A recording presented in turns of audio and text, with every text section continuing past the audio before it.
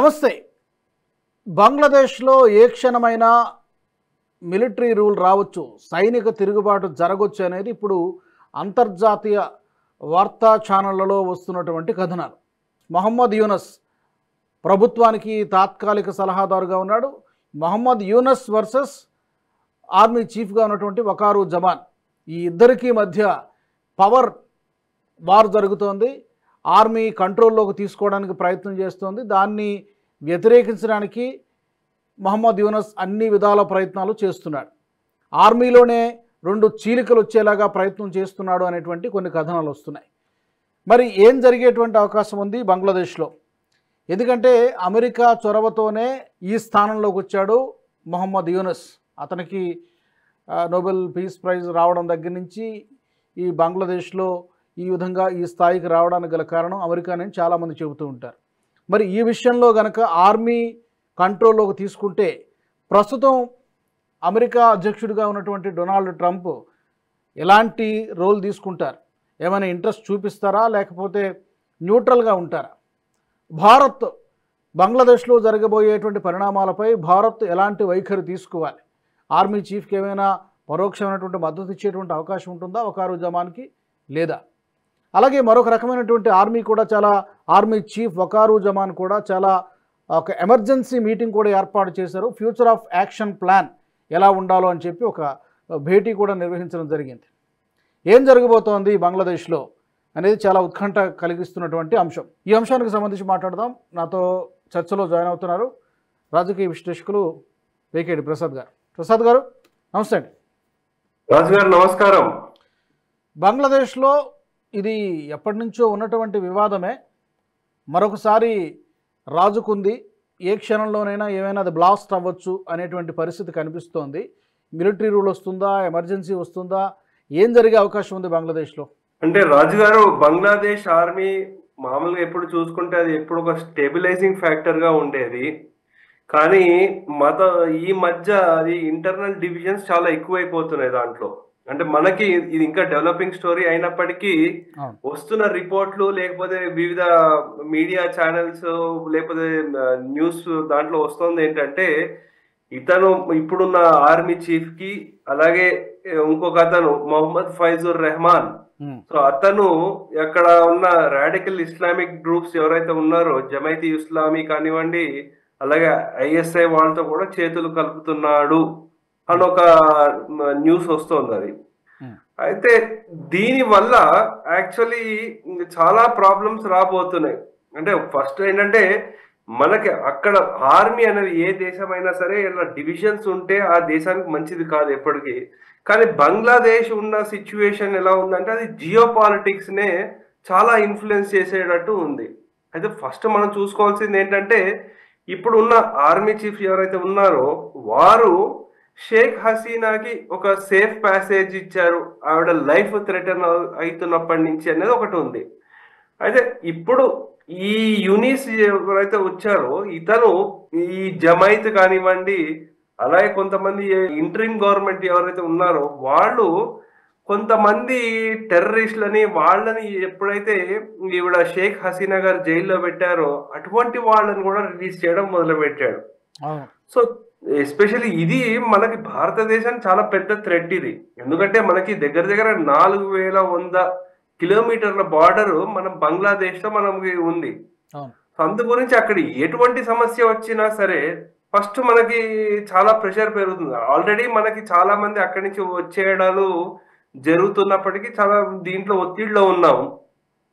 భారతదేశమే కాకుండా ఇది ఒక జియో పొలిటికల్లీ కూడా అది చాలా పెద్ద సమస్య అయ్యేటట్టు ఉంది.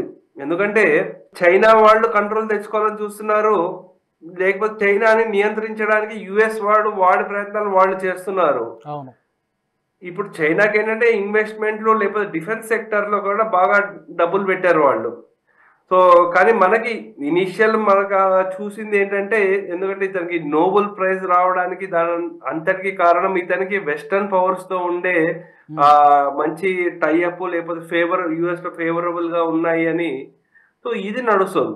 కానీ ఇప్పుడు మనకేంటంటే సమస్య, సరే ఎప్పుడైతే షేక్ హసీనా గారు మనకు ఫేవరబుల్ గా ఉండేవారు భారతదేశానికి, ఆవిడ ఎప్పుడు ఇండియా బంగ్లాదేశ్ టైస్ కి ఆవిడ మంచి సపోర్ట్ గా ఉండేవారు, అది ఒక సెట్ బ్యాక్ అయితే ఇప్పుడు ఏమవుతుందంటే ఈ రాడికలైజేషన్ ఆఫ్ బంగ్లాదేశ్ ఆర్మీ అయితే మనకి ఇంకా పెద్ద ఛానల్ అయ్యే అవకాశం చాలా ఉందండి.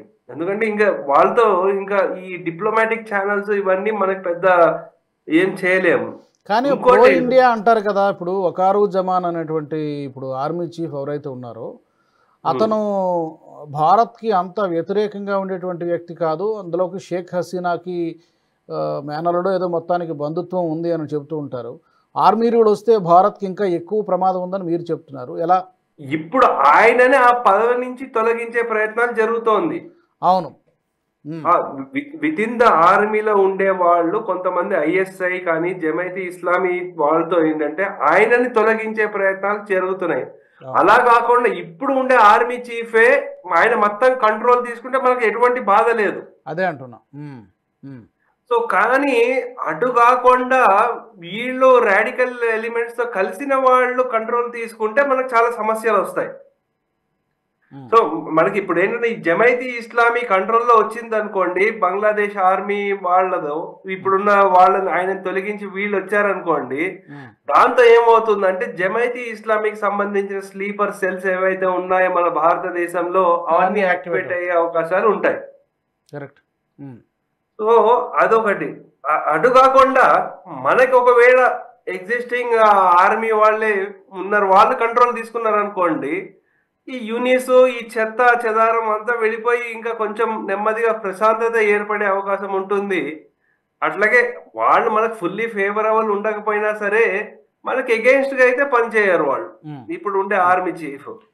సో దాంతో పాటు మళ్ళీ అక్కడ ఎలక్షన్ జరిగే అవకాశం ఉండొచ్చు. ఇంకా మళ్ళీ పొలిటికల్ పార్టీస్, అది అవామీ లీగ్ అవ్వండి లేకపోతే బిఎన్పి అవ్వండి, ఎవరైనా మళ్ళీ ఎలక్షన్స్ లో కంటెస్ట్ చేసే అవకాశాలు చాలా ఉంటాయి.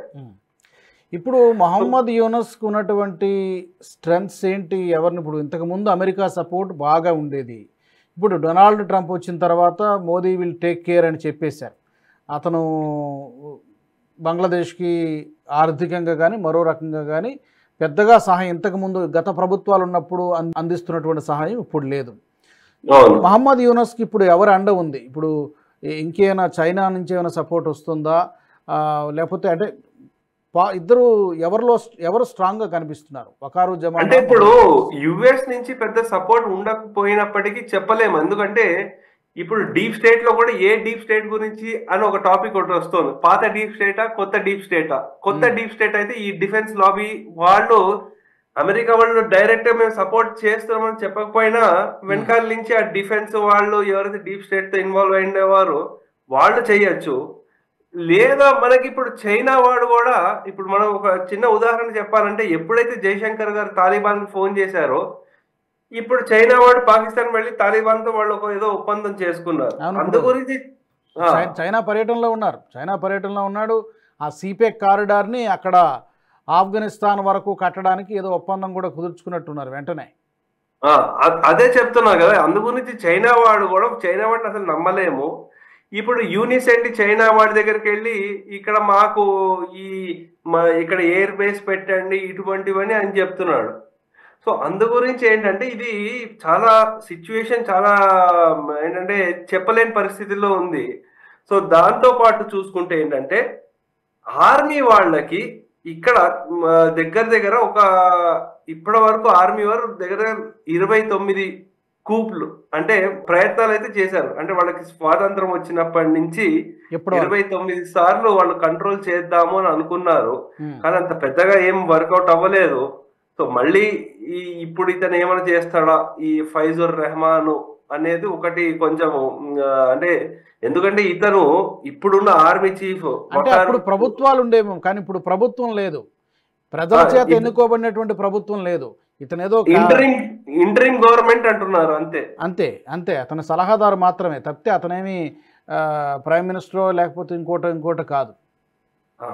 ఇంకోటి ఏంటంటే ఇక్కడ చాలా తక్కువ మందికి తెలిసిన విషయం ఏంటంటే బంగ్లాదేశ్ లో సేనా కళ్యాణ్ సంస్థ అని ఒకటి ఉంది. అదేంటంటే చాలా కమర్షియల్ వెంచర్స్ లో వాళ్ళు ఇన్వెస్ట్మెంట్లు ఉన్నాయి. అంటే సేనా హోటల్స్ అంటారు, సేనా గ్యాస్ ఫిల్లింగ్ స్టేషన్లు ఇలా అంటారు.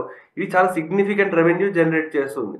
ఇది ఎగ్జిస్టింగ్ ఆర్మీ వాళ్ళకి కంట్రోల్ ఉంటే పర్లేదు. కానీ ఈ రాడికల్ ఎలిమెంట్స్ వెళ్ళింది అనుకోండి, వాళ్ళకు ఇంకొక సోర్స్ ఆఫ్ ఇన్కమ్ గా అయ్యే అవకాశం ఉంటుంది. సో అందు గురించి ఇదేంటంటే ఇక్కడ చాలా చాలా డైసీ సిచ్యువేషన్ అంటారు. సో ఇంకోటి, బంగ్లాదేశ్ వాడు ఈ మధ్య ఒక 140 VT5 లైట్ ట్యాంక్స్ తెచ్చాడు. అంటే దాన్ని ఏంటంటే ఈ కొండల ప్రాంతంలో ఏవైతే ఉంటుందో చిట్టగాంగ్ ఆ ప్రాంతంలో దాన్ని బాగా ఉపయోగపడుతుందని అంటున్నారు. ఇటువంటివి ఈ రాడికల్ ఎలిమెంట్స్ చేతిలో వెళ్తే మనకి భారతదేశం సెక్యూరిటీ, ఎస్పెషల్లీ మనకి త్రిపుర ఆ ప్రాంతంలో వచ్చేసరికి చాలా పెద్ద ముప్పు అయ్యే అవకాశం ఉంటుంది. సో అందు గురించి ఏంటంటే ఇది ఎలా ఉంటుంది ఏంటి అనేది మనం చెప్పలేము. ఇది ఎందుకంటే ఈ ఆర్మీలో టెన్షన్లు నడుస్తున్నాయి. ఇప్పుడే కాదు, గత ఒక 4-5 నెలల నుంచి నడుస్తోంది. కానీ ఈ రోజు బాగా ఇంకా అది చాలా తీవ్రంగా వస్తున్నాయి న్యూస్. అంటే ఇప్పుడు మహమ్మద్ యూనస్ ఆ పదవిలో చీఫ్ అడ్వైజర్గా కొనసాగాలని ఇంకెవరెవరు కోరుకుంటున్నారు? చైనా కోరుకుంటుందా? ఎస్, డెఫినెట్గా కోరుకోవచ్చు. మేబీ ఆ సెయింట్ మార్టిన్ ఐలాండ్ కోసం అలాంటి, ఎందుకంటే గతంలో ప్రయత్నం చేశారు, వర్కౌట్ కాలేదు. ఇప్పుడు ఇతను ఏమైనా దానికి ఏమైనా ఎస్ అంటే బహుశా అమెరికా కూడా తన స్టాండ్ మార్చుకోవచ్చు. మేబీ మీరు అన్నట్టు చెప్పలేం, అప్పటికప్పుడు ఈక్వేషన్స్ మారిపోతాయి. సో చైనా కోరుకుంటుంది, ఒకవేళ చైనా డెఫినెట్గానే కోరుకుంటుంది. అండ్ పాకిస్తాన్లో ఉన్నటువంటి కొన్ని ఉగ్రవాద సంస్థలు కూడా ఆల్రెడీ అక్కడ టెస్ట్ వేసుకుని కూర్చున్నాయి. అండ్ అమెరికా గోడ మీద పిల్లలా ఉంటుంది, సందర్భాన్ని బట్టి అటా ఇటా జంప్ అవుతూ ఉంటుంది. సో ఓవరాల్గా ఆన్ పేపర్ చూసుకుంటే యూనస్కి సపోర్ట్ ఎక్కువ ఉన్నట్టు కనిపిస్తోంది. అంటే మీరు యూనిస్ కి సపోర్ట్ ఎక్కడి నుంచి ఉంది అంటే, ఇప్పుడు జియో పొలిటికల్ చూసుకుంటే చైనా కానీ పాకిస్తాన్ కానీ మిగతా యుఎస్ సైడ్ నుంచి ఏమైనా ఉందేమో తెలియదు. కానీ అంతర్గతంగా సపోర్ట్ ఈవెన్ నౌ ఇప్పుడే అవామీ లీగ్ చాలా స్ట్రాంగ్ ఇప్పుడు ఈవెన్ నౌ. అయితే ఇప్పుడు స్టూడెంట్ లీడర్ ఎవరైతే షేక్ హసీనాకి వ్యతిరేకంగా వెళ్ళారో వాళ్ళు కూడా ఎలక్షన్ అవ్వాలని అడుగుతున్నారు. దాంతో పాటు బంగ్లాదేశ్ నేషనల్ పార్టీ కూడా ఎలక్షన్స్ కావాలని పట్టుబడుతున్నాయి. అంటే పొలిటికల్లీ ఎవరైతే ఉన్నారో వాళ్ళందరూ ఏకతాటిపై వచ్చి ఈ యూనిస్ పై తిరగబడే ప్రయత్నాలు జరుగుతోంది.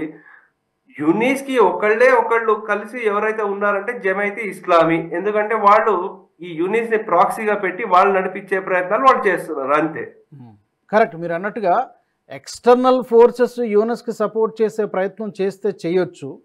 బట్ ఇంటర్నల్గా మాత్రం ఎక్కువ ఫ్యాక్టర్స్ ఆర్మీ చీఫ్ వకారుజ్జమాన్ వైపే. ఈవెన్ ఇప్పుడు మీరు చెప్పినట్టుగా ఆ విద్యార్థి నాయకులు కానీ అవామీ లీగ్ పార్టీ కానీ ఇప్పుడు ఈ విషయంలో పర్టికులర్గా ఎన్నికలు జరగాలని కోరుకుంటుంది. కాబట్టి బిఎన్పి కూడా, Bangla national party, Khaleda Zia party కూడా బహుశా ఈ రెండు పార్టీలకి కూడా సంధి కుదర్చడానికి, ఒక తాటిపైకి రావడానికి ఆర్మీ ప్రయత్నం చేస్తున్నట్టుగా వార్తలు వస్తున్నాయి. ఒకవేళ వాళ్ళు కూడా కలిస్తే, విద్యార్థి సంఘాలు విద్యార్థి నాయకులు కూడా కలిస్తే ఆర్మీకి డెఫినెట్గా ఇంటర్నల్గా మహమ్మద్ యూనస్కి కష్టమే. అది ఒకవేళ మిలిటరీ రూల్ కనుక వస్తే, అది కూడా వకారుజ్జమాన్ కనుక ఛార్జ్ తీసుకుంటే ఇతను జైల్లోకి వెళ్తాడా లేకపోతే దేశం వదిలి పారిపోతాడా? పాసిబిలిటీస్. నేను అనుకోవడం దేశం వదిలేసి వెళ్ళిపోతాడండి ఆయన. ఎప్పుడైతే ఆయనకు న్యూస్ వస్తుందో ముందే ఆల్రెడీ ప్రిపరేషన్ అన్ని చేసేసుకుని ఉంటాడు. సో దేశం వదిలేసి వెళ్ళిపోయే అవకాశం చాలా ఎక్కువ ఉంటుంది. కానీ మనం వేసి చూడాలి. అంటే ఇది డెవలపింగ్ స్టోరీ, ఇంకా రిపోర్ట్స్ ఏదైనా జరగచ్చు. కాబట్టి we need to wait and watch. ఒకవేళ దేశం వదిలి వెళ్లాల్సి వస్తే ఎటు బ్రిటన్ అయినా అమెరికాకి వెళ్తాడా? బ్రిటనో స్విట్జర్లాండో ఎక్కడో. ఆయనకి ఆస్తులు బాగా ఉన్నాయి. ఆయన అది ఒక గ్రామీణ బ్యాంకో ఏదో పెట్టుకుని దాని మీద బాగానే సంపాదించాడు. కాబట్టి సో ఏ దేశంలోనే వెళ్ళిపోవచ్చు ఆయనకి. బ్రిటన్కి ఎలాగో రాజమార్గం ఉంటుంది కదా, ఇప్పుడు ఇలాంటి వాళ్ళందరికీ బ్రిటన్ వెల్కమ్ చెప్తుంది కదా ఎలాగో. ఇప్పుడు అదే మనం చూడాలి. అంటే వారి అమ్మాయి ఎవరు స్విట్జర్లాండ్ లో కూడా ఉన్నారని కొన్ని రిపోర్ట్స్ వచ్చాయి. సో అక్కడ కూడా వెళ్ళిపోవచ్చు ఆయన. సో ఏమైనా జరగచ్చు. మిలిటరీ రూల్ వచ్చినా, మిలిటరీ సైనిక తిరుగుబాటు జరిగినా ఆశ్చర్యపోవాల్సినటువంటి అవసరం లేదు బంగ్లాదేశ్లో. భారత్ పర్స్పెక్టివ్లో చూసుకుంటే అక్కడ మహమ్మద్ యూనస్ ఉండకూడదు. మహమ్మద్ యూనస్ స్థానంలో వకారుజ్జమాన్ రావడమో, తాత్కాలికంగా ఫ్యూచర్లో ఎన్నికలు జరగడమో జరగాలి. చూద్దాం. మీరు అన్నట్టు we have to wait and see. Thank you so much Prasad గారు, ధన్యవాదాలు. ఓకేనండి, ఓకే, నమస్తే. మరి బంగ్లాదేశ్లో ఏం జరిగే అవకాశం ఉంది? సైనిక తిరుగుబాటు జరుగుతుందా? వకారు జమాన్ మొత్తం దేశాన్ని తన కంట్రోల్లోకి తీసుకుంటాడా, లేకపోతే మహమ్మద్ యూనస్ మరికొంతకాలం పాటు తన యొక్క పదవిలో కొనసాగుతారా? అమెరికా న్యూట్రల్గా ఉంటుందా? పాకిస్తాన్ ఏం చేస్తుంది? చైనా ఏమైనా సపోర్ట్ చేస్తుందా? భారత్ ఈ ఎపిసోడ్ మొత్తాన్ని ఎలా చూస్తుంది? కేవలం ప్రేక్షక పాత్రమే పోషిస్తుందా, లేకపోతే ప్రత్యక్షంగా పరోక్షంగా ఏమైనా ఇన్వాల్వ్ అయ్యేటువంటి అవకాశం ఉంటుందా? ఇవన్నీ కూడా ప్రస్తుతానికైతే సస్పెన్స్. బట్ ఏ క్షణంలోనైనా ఆర్మీ చాలా ప్రయత్నాలు చేస్తున్నట్టుగా మనకు వార్తలు వస్తున్నాయి. చూడాలి రాబోయే 2-3 రోజుల్లో ఏం జరుగుతుందని. ఏదైనా ఒక బిగ్ యాక్షన్ జరిగే అవకాశం అయితే కనిపిస్తోంది. మీ అభిప్రాయాలను కూడా కామెంట్స్ రూపంలో తప్పకుండా తెలియజేయండి. NHTV గ్రూప్ ఆఫ్ ఛానల్స్ని సబ్స్క్రైబ్ చేసుకోండి. జై హింద్. ఈ వీడియో మీకు నచ్చినట్టయితే లైక్ చేయండి, 10 మందికి షేర్ చేయండి. అలాగే కామెంట్ల రూపంలో మీ అభిప్రాయాలను మాతో పంచుకోండి. Nationalist hub group of channels ను సబ్స్క్రైబ్ చేసుకుని తెలుగునాట జాతీయవాద జర్నలిజాన్ని ప్రోత్సహించండి. ఈ వీడియో కింద ఉన్న బెల్ ఐకాన్ పై క్లిక్ చేయడం మర్చిపోవద్దు.